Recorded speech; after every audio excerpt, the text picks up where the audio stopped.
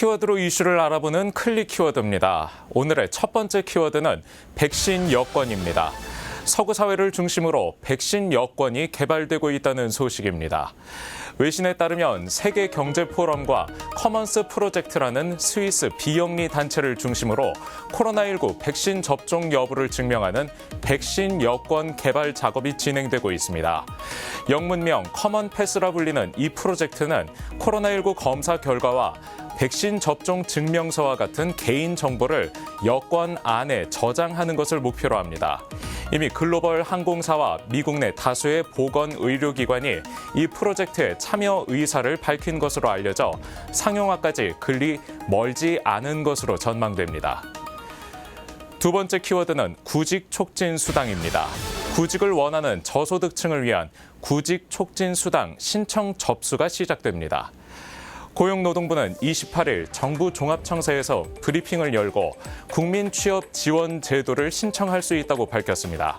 이 제도는 저소득층과 미취업 청년, 폐업한 자영업자에게 구직 지원을 명목으로 6개월 동안 매달 50만 원을 지급하는 제도입니다.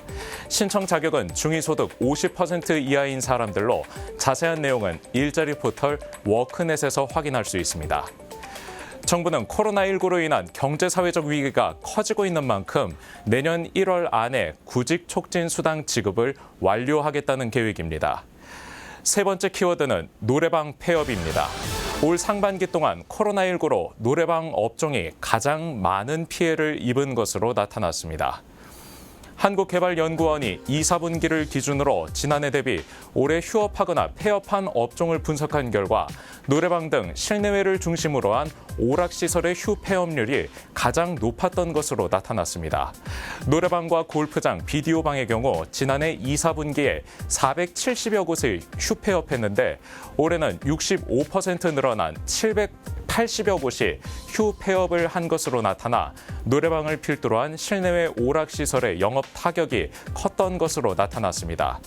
한국개발연구원은 노래방은 공간이 밀폐된 특성으로 비말 감염 가능성이 높은 데다 이 같은 특성으로 집합 금지 업종으로 지정된 기간이 가장 길었던 것이 영업에 악영향을 미친 것으로 분석했습니다.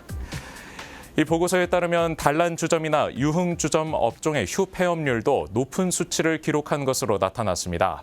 코로나 사태의 장기화로 업종별 피해 규모가 윤곽을 드러내고 있는 만큼 이에 따른 대책 마련도 시급할 것으로 보입니다. 지금까지 클릭 키워드였습니다.